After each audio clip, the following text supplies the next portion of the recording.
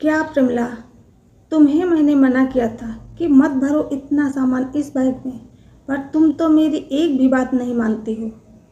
अब उठाओ तो जरा इस बैग को। बहू ने गुस्से में बड़ी बात कह दी। आगे जो हुआ रिश्तों की सच्चाई दिखा गया, जिसको जानकर आप भी चौंक जाएंगे। रामदयाल उम्र के उस पड़ाव पर पहुंच चुके थे जहां इंसान को सबसे ज़्यादा अपने लोगों के स्नेह और सम्मान की होती है। उनकी पत्नी के निधन के बाद उनका बेटा अमन उन्हें गांव से शहर अपने साथ रहने के लिए ले आया था। एक सुबह की बात है, रामदयाल को चाय पीने की आदत थी। उस दिन उन्होंने सोचा कि क्यों ना खुद ही रसोई में जाकर चाय बना ली। उन्होंने धीरे धीरे गैस जलाई, चाय बनाई और पी ली। कुछ देर बाद बहू रश्मि रसोई में पहुंची तो उसने देखा कि दूध काफ़ी कम हो गया और चूल्हे के पास थोड़ा बिखराव भी है। रश्मि ने तीखे स्वर में कहा, पिताजी, क्या आपने अभी चाय बनाई थी?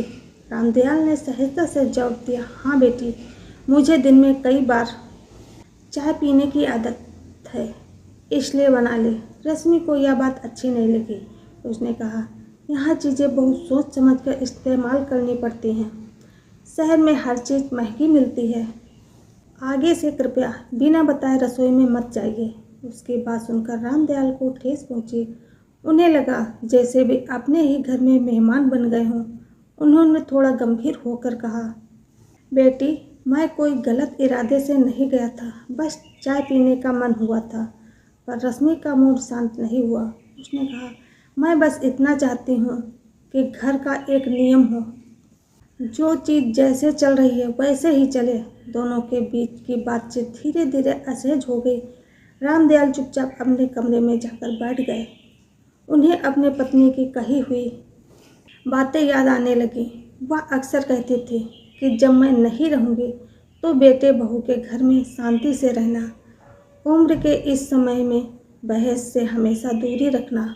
रामदयाल को लगा शायद उन्हें ही थोड़ा और धैर्य रखना चाहिए था। शाम को बेटा अमन घर लौटा। उसने सबसे पहले अपने पिता के कमरे में जाकर हालचाल पूछा, पापा, सब ठीक तो है? रामदयाल ने मुस्कुराने की कोशिश करते हुए कहा, हाँ बेटा, मैं ठीक हूँ। थोड़ी देर बाद अमन ने पत्नी और उसके पिता से भी बातचीत की। सबकी बातें सुनने के बाद उसने एक शांत फैसला लिया। रात को सबको साथ में बैठाकर उसने कहा, मैं चाहता हूँ कि घर में किसी को भी असहज महसूस न हो। पापा की देखभाल मेरी जिम्मेदारी है और उनका सम्मान भी। इसीलिए मैंने सोचा है कि पापा इसी घर में आराम से रहेंगे। मैं पास ही एक छोटा सा मकान किराए पर ले लूँगा, जहाँ मैं और रश्मि हमेशा रहेंगे, ताकि किसी तरह का कोई तनाव न रहे। मैं रोज़ पापा से मिलने आता रहूँगा। अमन की बात सुनकर कमरे में कुछ पल के लिए सन्नाटा छा गया।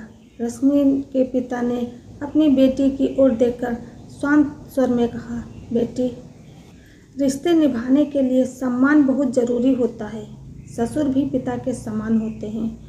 हमें हमेशा सोच समझकर व्यवहार करना चाहिए।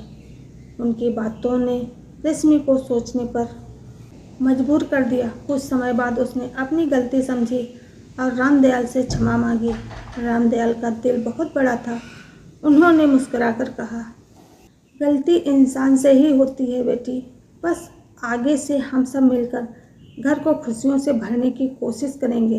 धीरे धीरे घर का माहौल फिर सामान्य होने लगा। अमन रोज़ अपने पिता के पास आता, बच्चों को भी साथ लाता।